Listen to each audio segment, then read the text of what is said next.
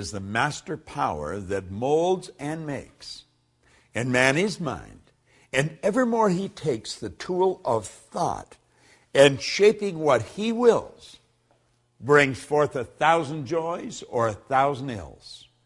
We think in secret, and it comes to pass. Our environment is but our looking glass. Do you know, James Allen wrote those words a little over 100 years ago. I began to study them close to 50 years ago. Every year they mean a little more to me. I want to talk to you here about the law of thinking. Thinking is a powerful force. It's been said that it's the most powerful force we're capable of.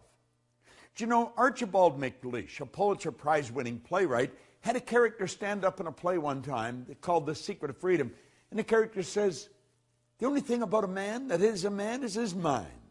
Everything else you'll find in a pig or a horse. Do you know, it sounds like a funny line, but it's true. Everything else you will find in a pig or a horse. You see, the mind, it's the most powerful force in the world. And thinking is a very, very powerful form of energy. Thought waves are cosmic waves that penetrate all time and space. Now, as we go into the laws of thinking, I want to refer to a few points from Raymond Halliwell. He said, to the average person, life is an enigma, a deep mystery, a complex and incomprehensible problem, or appears so. But it's very simple if one holds the key. You see, mystery is just another name for ignorance. All things are mysterious when they're not understood. But when we understand life, it no longer appears mysterious. Do you know, until I was 26, life was a real mystery to me. It was an incomprehensible problem. And, of course, I had many problems. But then I began to study, and I began to study this information. And, you know, it took me a while, but as I started to adopt the concepts and adapt my mind to them, my life started to change. My problems started to sort of disappear. I started to earn a lot more money. I was living in a healthy body, very rarely ever being ill. I noticed that I started to attract different people into my life, more interesting people.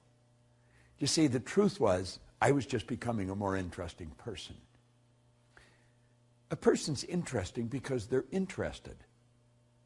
And you see, as we start thinking powerful thoughts, everything starts to happen. Now let me share something that Raymond Halliwell said. He said, we're progressive beings, you and I, a creature of constant growth, before whom lies an illimitable ocean of progress to be navigated and conquered only by development and culture of our inherent powers. The progress of the individual is largely determined by what? What do you think it is? Now, let me share that again. The progress of the individual is largely determined by, it's a good question, isn't it? It's by his ruling mental state. Because the mind is the basic factor in governing power in the entire life. My life and your life, you see. Attention should be given to the predominant mental state, for it will regulate the action and direction of all one's forces, faculties, and powers, the sum total of which will inevitably determine many particular experiences and the personal fate.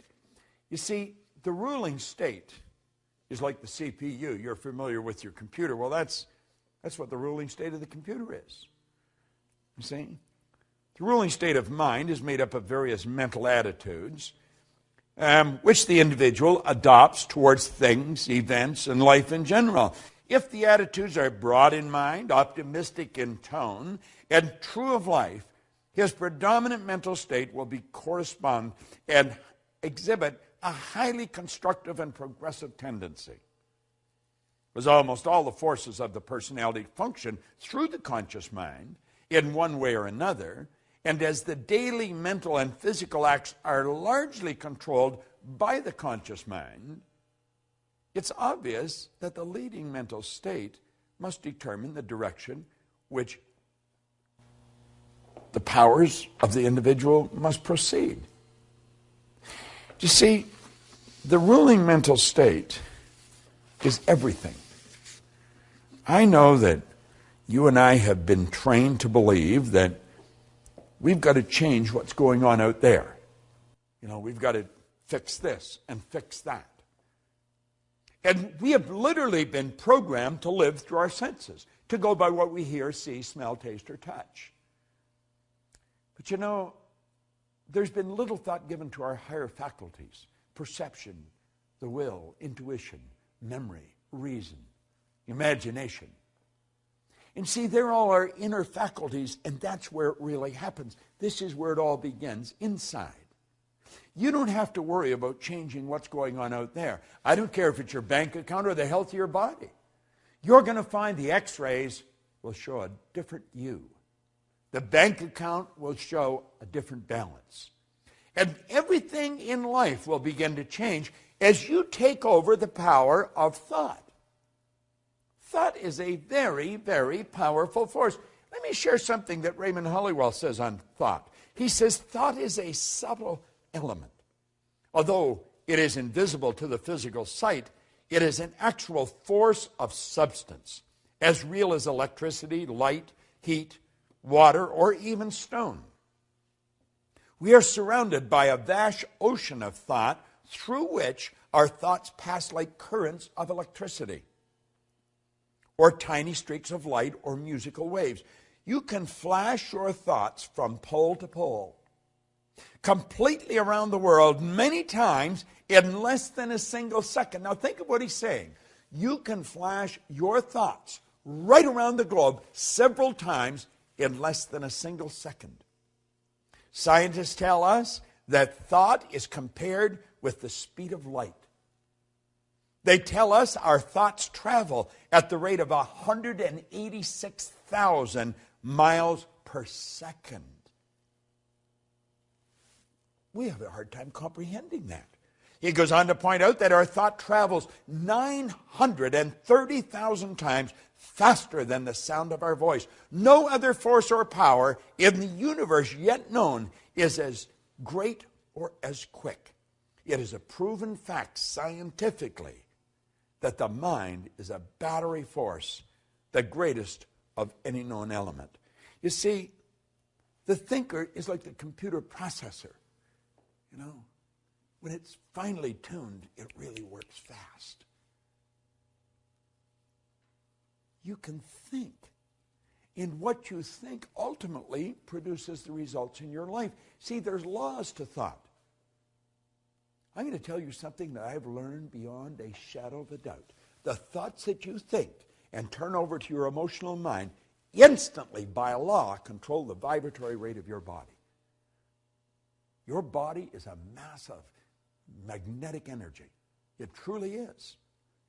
You know, if you put your body in front of an infrared television camera in a completely dark room, you just see it as a glistening, radiating, gleaming form. As a matter of fact, if you could hear it, it would be like a symphonic concert being played. Oh, I know, to the eye it just looks like a thing, you know. But it's not a thing. The body itself is one of the most magnificent instruments on the planet, and you live in one. And it's how you think that is going to dictate what this body is going to do. We know that our actions produce our results. If we want to change our results, we've got to change our actions. However, if you don't go to the thought, the actions are never, the actions may change temporarily.